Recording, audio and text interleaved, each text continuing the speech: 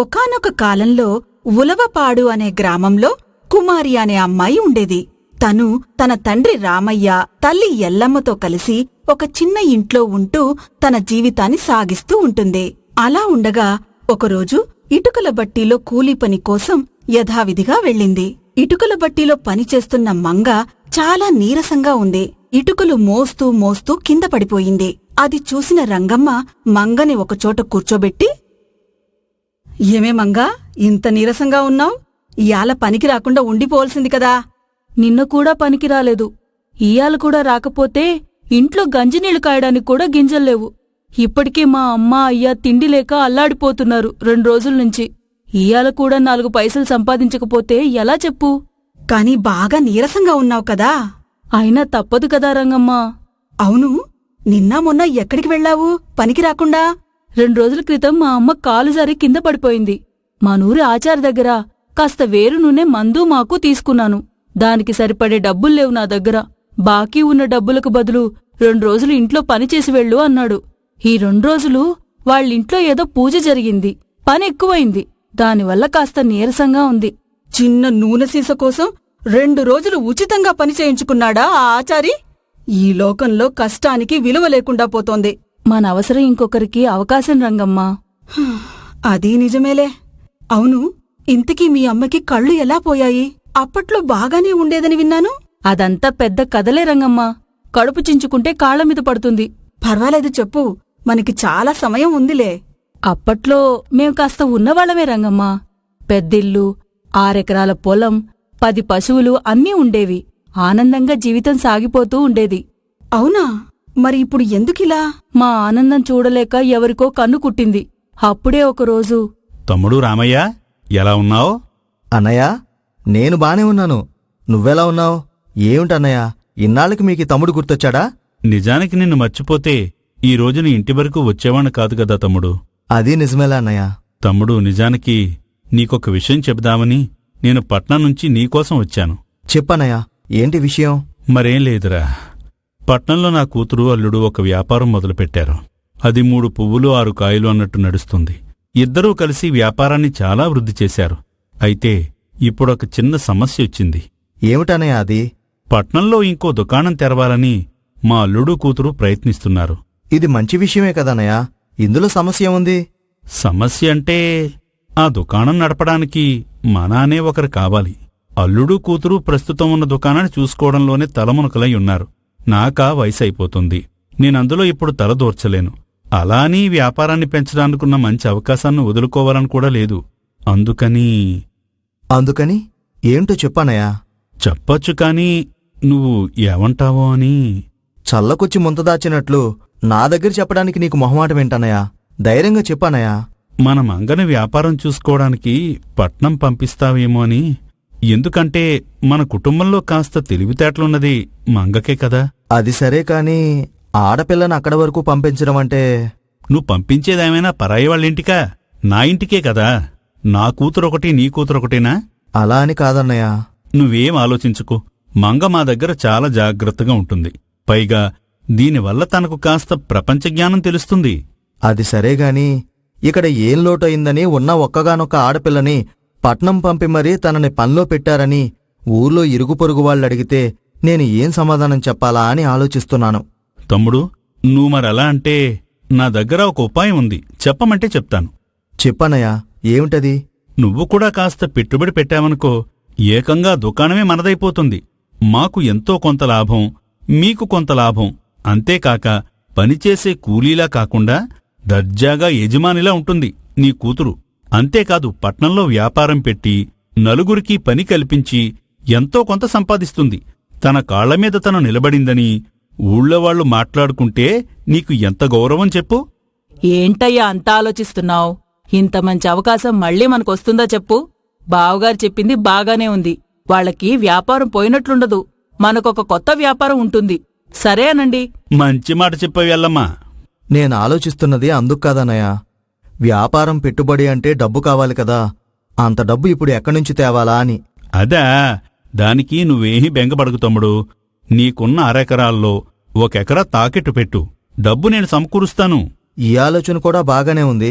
సరే, అలాగే కానిద్దాం. అలా మా నాన్నని నమ్మించి 1 ఎకరా తనఖా పెట్టుకున్నట్లు వేలిముద్రలు పెట్టించుకొని మా పొలం కాగితాలు తీసుకొని డబ్బు సర్దుకొని 2 రోజుల్లో వచ్చి మంగని పట్నం తీసుకుపోతానని చెప్పి వెళ్లిన మనిషి వారం రోజులైనా తిరిగి రాలేదు. అయ్యో అవునా?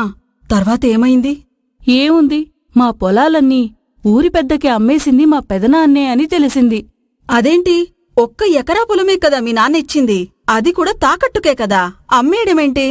మాకంత చదువు రాదని తెలుసుకొని మొత్తం పొలం ఇల్లు అమ్ముతున్నట్లు మా చేత ముద్రలు వేయించుకొని మా పెదనాన్న వెళ్ళిపోయాడు.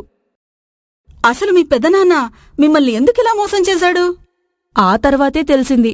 మా పెదనాన్న వాళ్ళ వ్యాపారం మొత్తం దివాలా తీయడంతో ఏం చెయ్యాలో తెలియక మా ఇంటికొచ్చి మమ్మల్ని మోసం చేసి మా ఆస్తంతా తీసుకుని అమ్మేసి ఆ డబ్బులతో అప్పులన్నీ తీర్చేసి కొడుకు అల్లుడితో కలిసి ఊరు వదిలి వెళ్ళిపోయారు.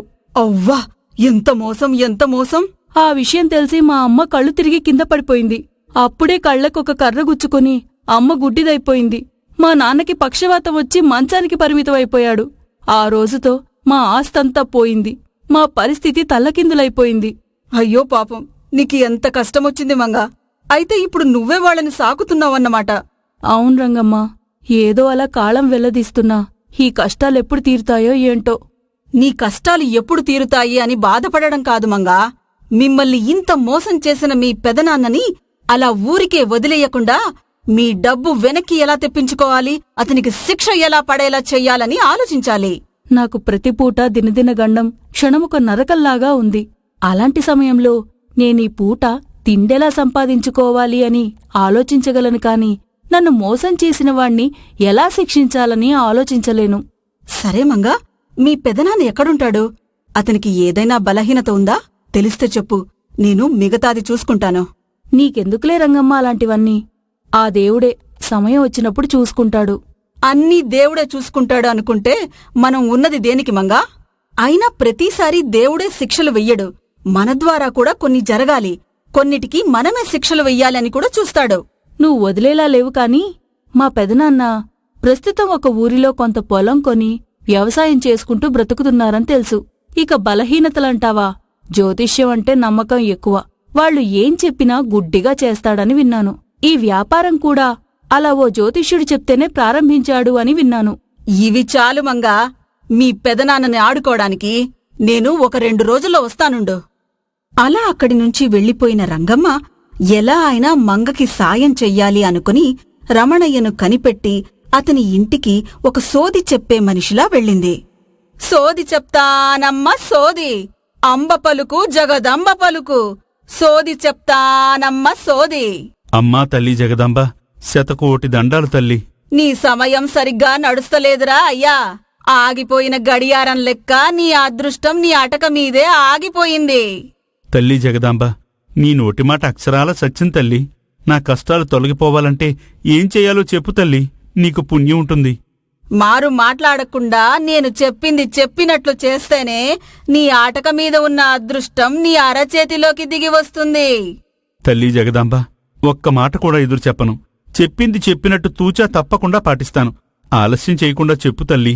వచ్చే మంగళవారం రోజున నీ దగ్గరున్న సొత్తు ఎంత ఉంటే అంత, 1 రూపాయి కాని 1 బంగారు ముక్క కాని దాచుకోకుండా ఉన్నది ఉన్నట్లు అంతా తీసుకువచ్చి ఊరి చివర ఉన్న వేప చెట్టు కింద పాతిపెట్టు.